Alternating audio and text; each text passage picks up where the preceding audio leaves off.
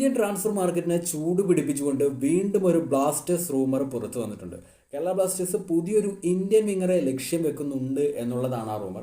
ശരിക്കും നമുക്കൊരു ഇന്ത്യൻ വിങ്ങറെ ഇനിയും ആവശ്യമുണ്ടോ എന്നുള്ള ചോദ്യമുണ്ട്. കാരണം വന്നിട്ടുള്ള വിദേശ താരങ്ങൾ 2 പേര് വിങ്ങേഴ്സാണ്. പിന്നെ ബ്ലാസ്റ്റേഴ്സിൽ ഓൾറെഡി ഉള്ള ഇന്ത്യൻ വിങ്ങേഴ്സിന് എല്ലാവർക്കും അറിയാമല്ലോ. നിഹാൽ ആണെങ്കിലും ഗൗഹർ സിംഗ് ആണെങ്കിലും അമാവിയൊക്കെ ഇവിടെയുണ്ട്. അപ്പോൾ പുതിയൊരു വിങ്ങറെ കൊണ്ടുവന്ന എവിടെ കളിപ്പിക്കാനാണെന്നുള്ള ചോദ്യമുണ്ട്. എന്തായാലും സോഷ്യൽ മീഡിയയിൽ ഇപ്പോൾ ചർച്ചയാവുന്നത് ഫാറൂഖ് ചൗധരി എന്ന ഇന്ത്യൻ വിങ്ങറുടെ പേരാണ്. കേരള ബ്ലാസ്റ്റേഴ്സ് ഇപ്പോഴും ഈ താരത്തെ സൈൻ ചെയ്യാൻ ശ്രമിക്കുന്നുണ്ട് എന്നാണ് റൂമർ. വേഗതയും ഡ്രിബിളിങ്ങും ഡയറക്റ്റ് റണ്ണിങ്ങും ഒക്കെയുള്ള താരമാണ് ഫാറൂഖ്. 2 വിങ്ങിലും കളിപ്പിക്കാൻ പറ്റുന്ന പ്ലെയറാണ്. കൗണ്ടർ അറ്റാക്കിലൊക്കെ വലിയ ത്രെട്ടായിട്ട് മാറാനും കഴിയും. നമുക്ക് അടുത്ത സീസണിൽ വേഗതയുള്ള വൈഡ് ഇന്ത്യൻ പ്ലെയേഴ്സിനെ ആവശ്യമെങ്കിൽ പരിഗണിക്കാൻ പറ്റിയ താരമാണ്.